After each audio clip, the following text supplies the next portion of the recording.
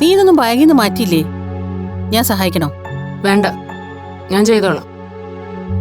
അമ്മ നേരത്തെ പറഞ്ഞതുപോലെ ഇനിയിപ്പോ പ്രോഗ്രാമിൽ വല്ല ചേഞ്ചും ഉണ്ടോന്ന് ഉറപ്പിച്ചിട്ടാവാന്ന് വെച്ചു. ഇനി നീയായിട്ട് അച്ഛൻ കേൾക്ക് അങ്ങനെയൊന്നും പറയാൻ നിൽക്കണ്ട.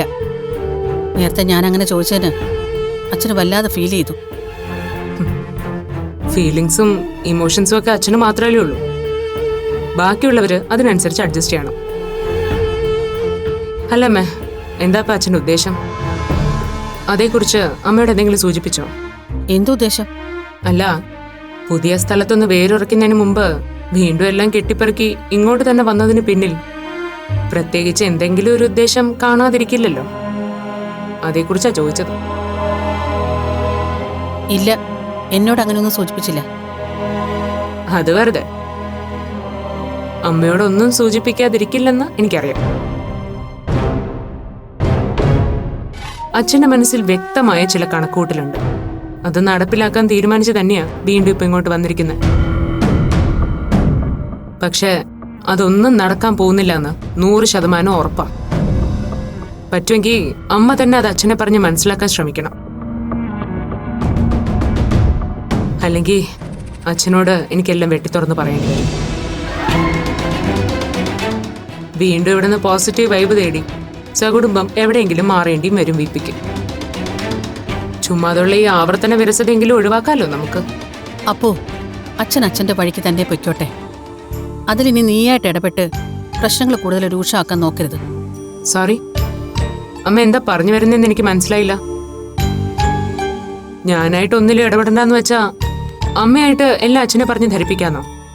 അതോ അച്ഛൻ എന്ത് തീരുമാനം എടുത്താലും നമ്മളത് കണ്ണും പൂട്ടി അനുസരിക്കാന്നോ? അപ്പൊ നീ വെറുതെ എഴുതാപ്പുറം വായിക്കണ്ട. ഞാൻ പറഞ്ഞതിന് അങ്ങനെ ഒരു അർത്ഥമില്ല. എങ്കി അമ്മ എന്താ ഉദ്ദേശിക്കുന്നേന്ന് വ്യക്തമായിട്ട് എനിക്കൊന്ന് പറഞ്ഞു തന്നാ മതി. അമ്മ ഇറിറ്റേറ്റ് ചെയ്യാൻ വേണ്ടിയിട്ടല്ല, എന്റെ ഒരു മനസ്സമാധാനത്തിന് വേണ്ടിയാ ഞാനിങ്ങനെ ചോദിച്ചുകൊണ്ടിരിക്കുന്നത്. സമയമാകുമ്പോ എല്ലാം ഞാൻ തന്നെ അച്ഛനോട് പറഞ്ഞ് ബോധ്യപ്പെടുത്താമെന്ന് ഞാൻ എത്ര വട്ടം നിന്നോട് പറഞ്ഞു. പിന്നെ നീ എന്തിനാ ഇങ്ങനെ ആവർത്തിച്ച് ചോദിച്ചുകൊണ്ടിരിക്കുന്നേ? നിനക്ക് നിന്റെ സമാധാനമാണ് വലുത്. വിപിക്ക് താൻ പിടിക്കുന്നതിനെ തന്നെ ജയിക്കുകയും വേണം. നിങ്ങളുടെ വാശിക്കും താല്പര്യത്തിനും ഇടയില് ഞാൻ അനുഭവിക്കുന്ന ടെൻഷനും പ്രഷറും ഒന്നും ആർക്കും അറിയണ്ടല്ലോ. മടുത്തു. ശരി, ഇനി ഞാൻ അമ്മയോട് ഒന്നും ചോദിക്കുന്നില്ല, ഒന്നും. പക്ഷേ ഒരു കാര്യം എനിക്ക് ഉറപ്പ് തരണം. അച്ഛന്റെ പിടിവാശിക്ക് മുന്നിൽ അവസാനം അമ്മയ്ക്ക് തോൽവി സമ്മതിക്കേണ്ടി വന്നെന്നും അതുകൊണ്ട് ഇനി അനുസരിക്കുകയല്ലാതെ മറ്റു വഴിയില്ലെന്നൊക്കെ പറഞ്ഞ് എന്നെ കൈ ഒഴിയില്ലെന്ന് അതിന് പറ്റുമോ അമ്മയ്ക്ക്? ആ ഉറപ്പ് എനിക്ക് തന്നാ ദാ ഇനി മുതൽ എന്റെ ഭാഗത്തുനിന്ന് ഒരു ശല്യവും അമ്മയ്ക്കുണ്ടാവില്ല.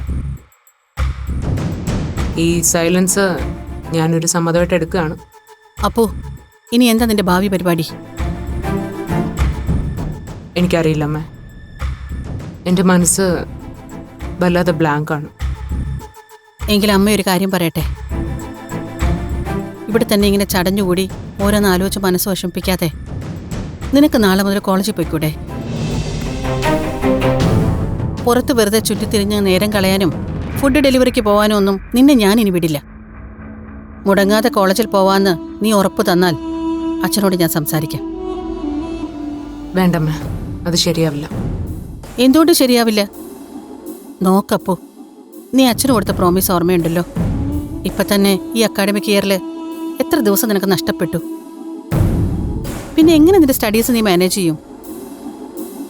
അത് മാത്രമല്ല, നീ പഠിത്തത്തിൽ കോൺസെൻട്രേറ്റ് ചെയ്ത് മുന്നോട്ട് പോവുകയാണെങ്കിൽ ഉടനെ ഒരു പ്രൊപ്പോസലിന്റെ കാര്യമൊന്നും അച്ഛൻ നിർബന്ധം പിടിക്കില്ല.